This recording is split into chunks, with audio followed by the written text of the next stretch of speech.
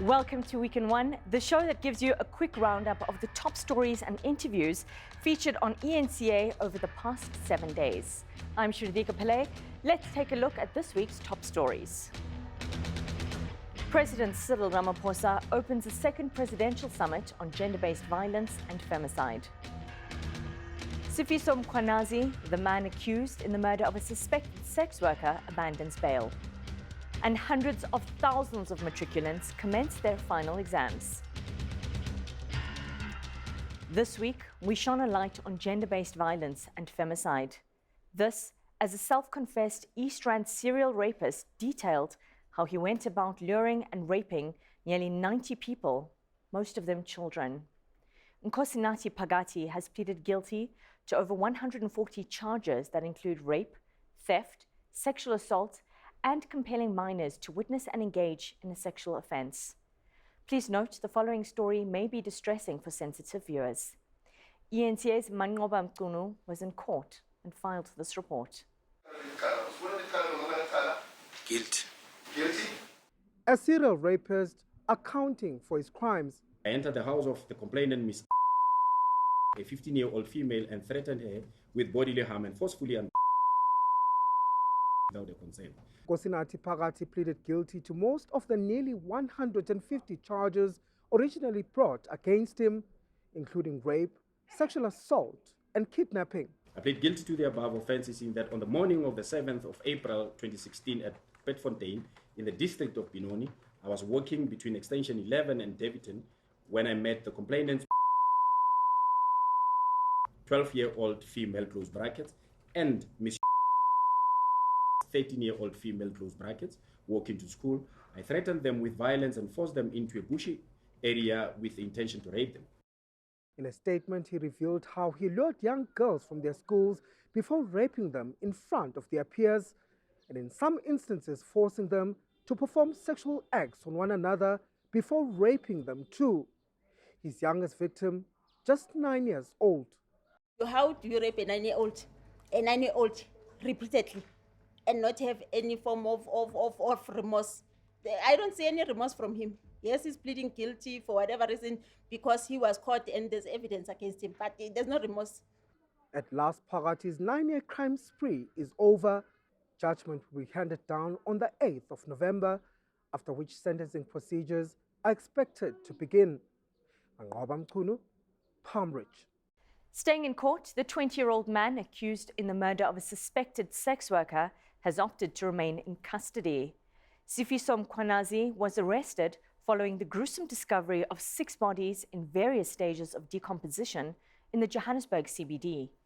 eNCA senior journalist Aviwe Mtila filed this report.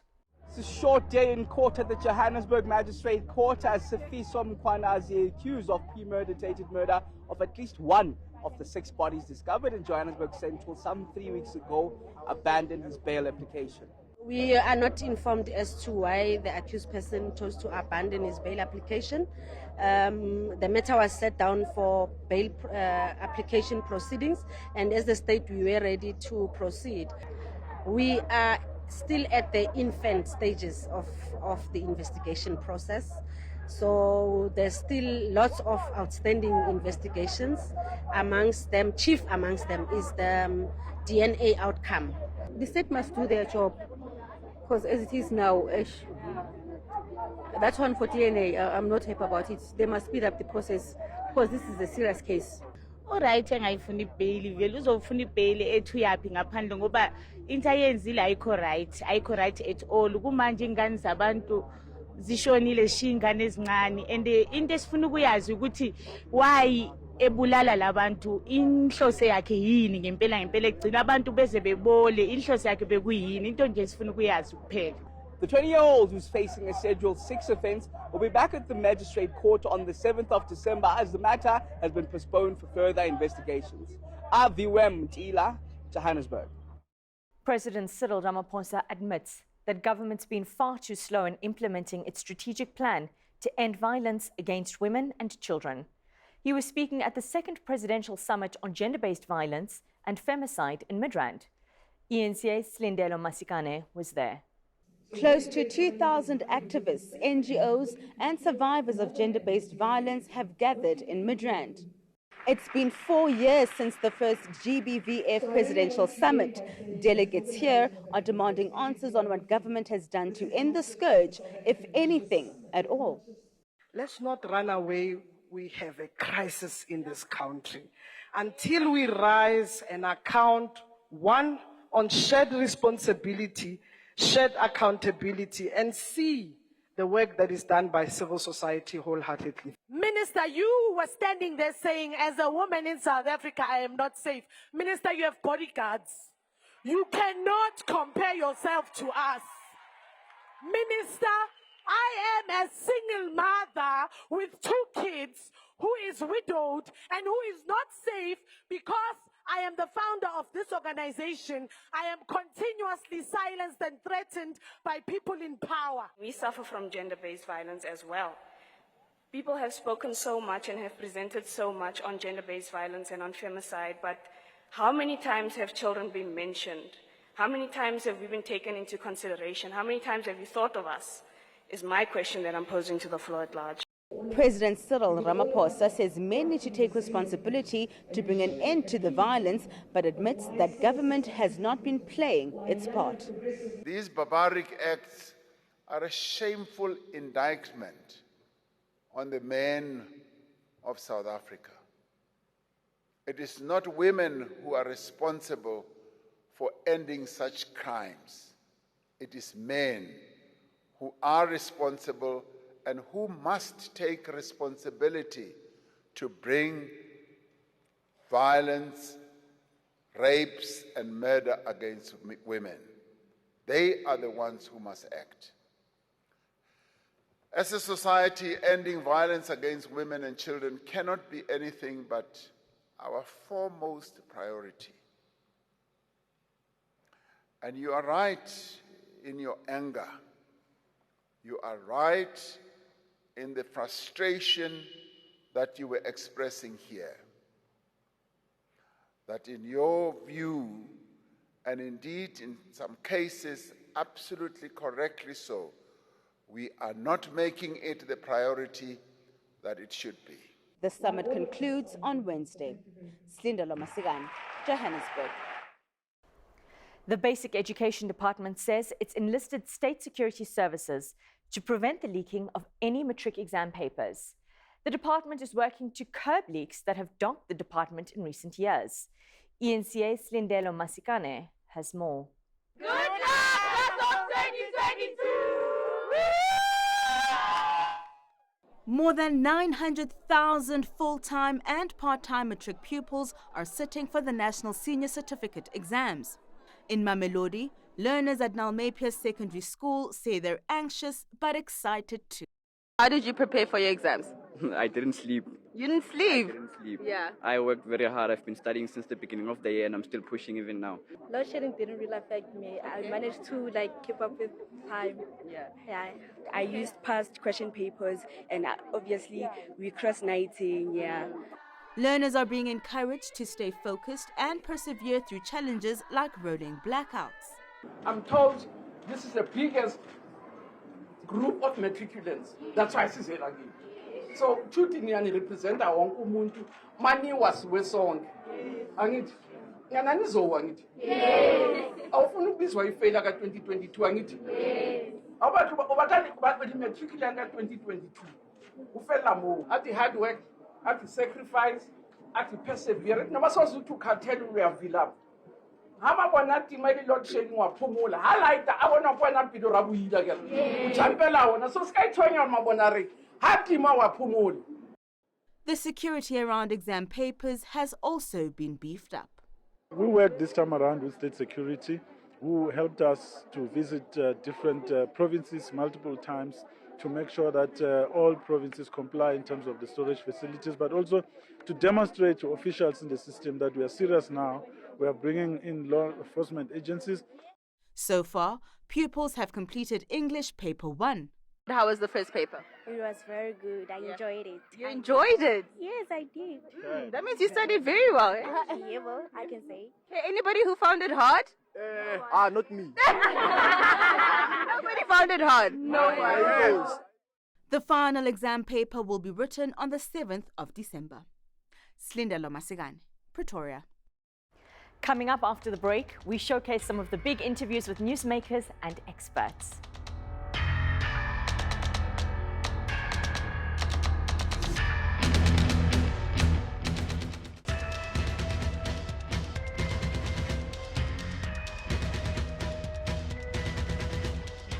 Welcome back to Weekend One. I'm Shurdika Pillay. This week, the SA Morning hosted its weekly Big Conversation, this time with Home Affairs Minister Aaron Motsoaledi in the hot seat. He faced a grilling by eNCA's Gareth Edwards and Tumelo Mototwane.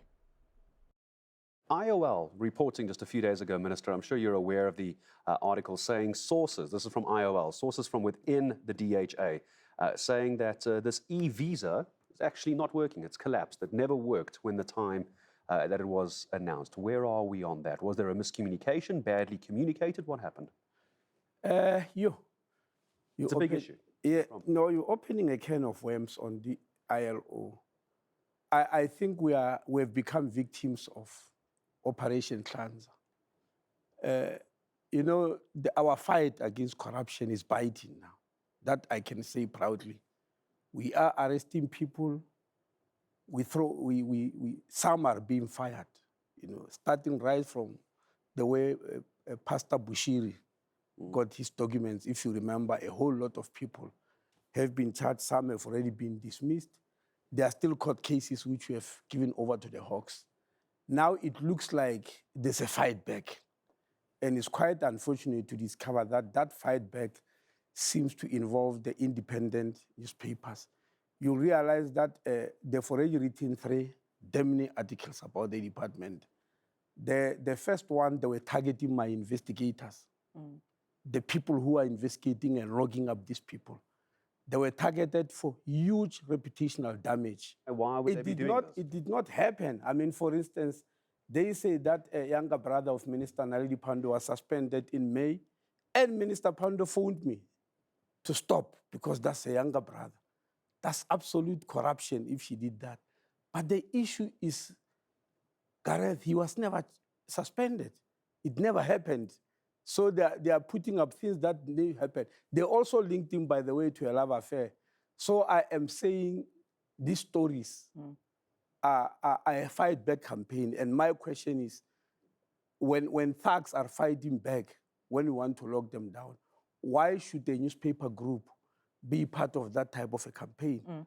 The second presidential summit on gender-based violence and femicide concluded this week. In the wake of the summit, Police Minister Bheki Cele says he's confident that the hefty DNA testing backlog will be cleared by January. The backlogs have stalled many court cases, relying on results to proceed. eNCA anchor Sally Badet spoke to Cele about this and other burning issues. We know that you've spoken about the DNA backlog that's going to be cleared, you say, by January. I mean, that's really a crucial issue. If it's not, will you take accountability? We have been taking responsibility, Sally. We believe, but that all our ducks are in the row now to be able to clear the backlog of the DNA in January. Remember, initially we have put October. October has come. We have further increased our capacity. What I'm hearing you saying is explaining why you were not able to meet your initial commitments, that you've really got to grips with what the problem is in the system. So am I correct then that you are comfortable to say to me tonight, I will resign if we don't clear that backlog by January?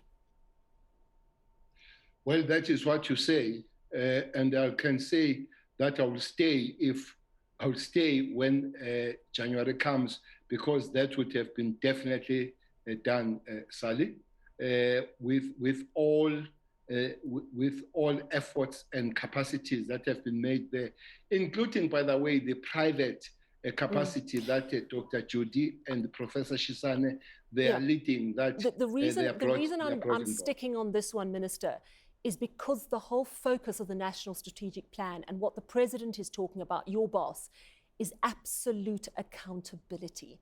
You set yourself a deadline of January. Will you fall on your sword if for whatever reason you have not cleared that backlog by January? Yes or no?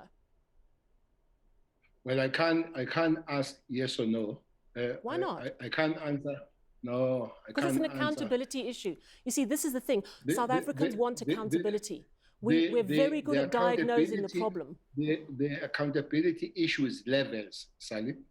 There are many people that account below all of us going up.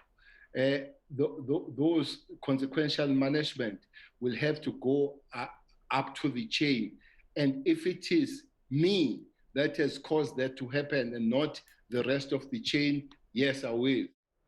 Suspended Public Protector Busisiwe Mkhwebane isn't throwing in the towel just yet. She's now back in the hot seat to fight for her job. She spoke to senior reporter Aisha Ismail. Advocate Darling Mpofu has often said that these proceedings are illegal, and he also called the committee illegal, yet he continues to participate.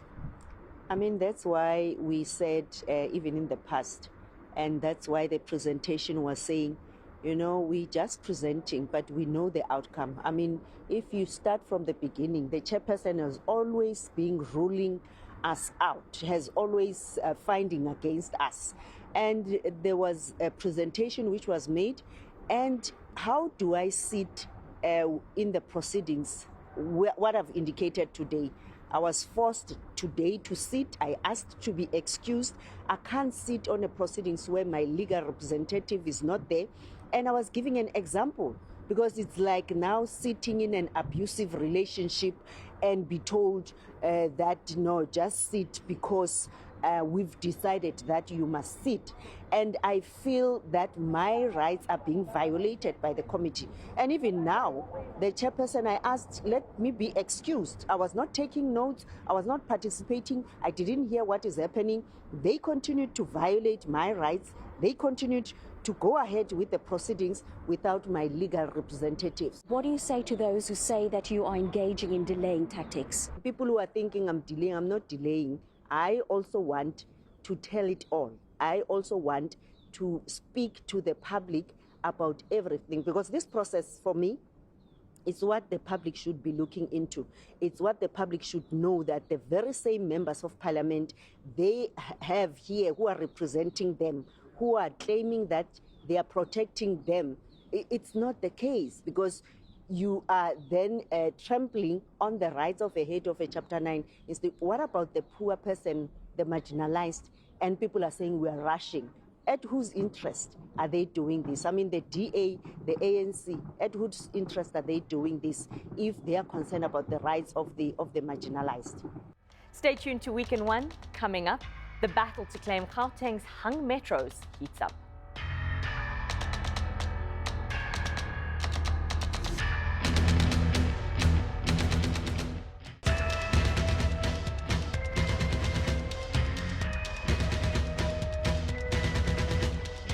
Welcome back to Week in One. I'm Shardika Pele. The battle is on as political parties wrestle for control over Gauteng's hung metros. Ekurhuleni residents may have to wait before they get a new mayor. It's still unclear who will succeed ousted DA Mayor Tanya Campbell. She was removed following the ANC's motion of no confidence against her. eNCA senior reporter Aviwe Mtila has the story. The city of Ekurhuleni was expecting to have a mayor here today following the ousting of Tanya Campbell a week ago, but the majority of the parties in council agreed that this should be postponed. There are a lot of technicalities when we are negotiating, so we did not have sufficient time to conclude as different political parties. So we all then agreed through our party that we should postpone at least with the next 7 days, in the next 7 days, and we were able to hold the council. I'm the leader of our caucus. I did not agree upon it because the reason for this is that we had already done our homework. We had already spoken to who we needed to speak to. We were not scurrying around for positions. Let's follow all the processes. As we're agreeing, the next 7 days, we'll call extraordinary council meeting where we'll sit and will deliberate on this issue of electing the mayor, and it will be done. What we want to see, want the mayor to be elected. What is clear at this stage is that a lot of horse trading is still happening behind closed doors. Coalition discussions are difficult. Coalition arrangements are extremely difficult. They are not easy. And in some instances, they also run across ideological lines. And as political parties, you have to be extra careful. As council had 14 days to elect a new mayor from when it ousted Tanya Campbell a week ago, it's now left with 7 days to have an extraordinary sitting where it'll elect the mayor of Ekurhuleni. Aviwe Mtila, Germiston, Ekurhuleni. The ANC in Johannesburg says a fresh motion of no confidence against Joburg Mayor Mpho Phalatse will be submitted shortly. This after the DA threatened court action that forced Council Speaker Colleen Makubele to withdraw the motion from Thursday's council meeting agenda. eNCA's Moloko Moloto has the story. Are you confident about the numbers that you will remove? Our numbers remain strong. You would see last week on Friday, we were electing chairs of committees, and our numbers were consistent at 138. Of course, we had 2 apologies. Otherwise, they would have been 140. So we believe that when the motion is tabled in council, we will win the motion. There's no doubt that there's instability in the city of Johannesburg. Administratively, you were just telling us that the finances are in a mess. In fact, it appears that the city of Johannesburg is on the brink of bankruptcy. Politically as well, there's instability. There's no outright winner. There are people who have been saying that perhaps it's about time the Council of Johannesburg is dissolved, call for the by-elections. Perhaps there could be an outright winner. Would you support such? Well, if there's a view for council to dissolve, the law does allow that the 270 councillors can come to a conclusion that they should dissolve themselves and allow for by-elections. It's nothing that we should be worried about, but if there's that feeling, I don't think the ANC will have a problem. Police have discovered 2 more bodies near an open Krugersdorp mine shaft. 19 bodies were discovered there this week. Police say there's no apparent evidence of foul play. eNCA's Pulele Chwiti Jones has been covering this developing story. There's been another gruesome discovery of 2 more bodies which have been found who are believed to be illegal Zamazamas who are conducting their illegal mining activities here outside this mining shaft in Krugersdorp.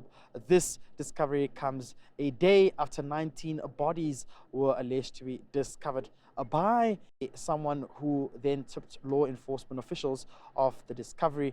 These are believed to also be illegal Zamazamas who've been conducting some illegal mining activities here.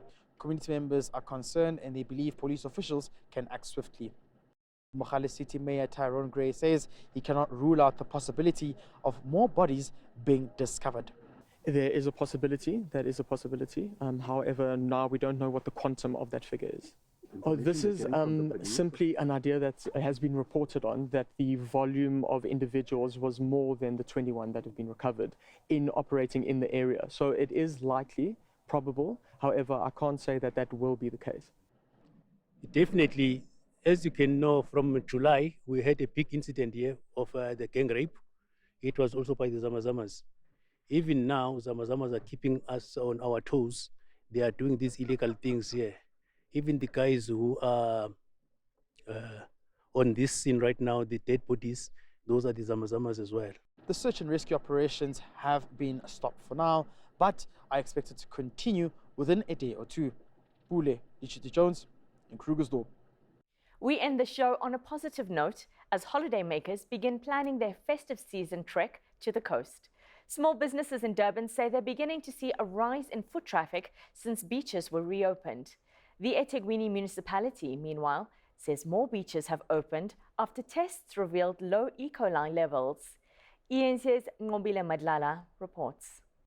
Small business owners along the Durban coastline are breathing a sigh of relief. This after the recent announcement by the city of eThekwini that more beaches are open for swimming. People like Mangoba Ntuli, who make money from creating sand sculptures, have a glimmer of hope.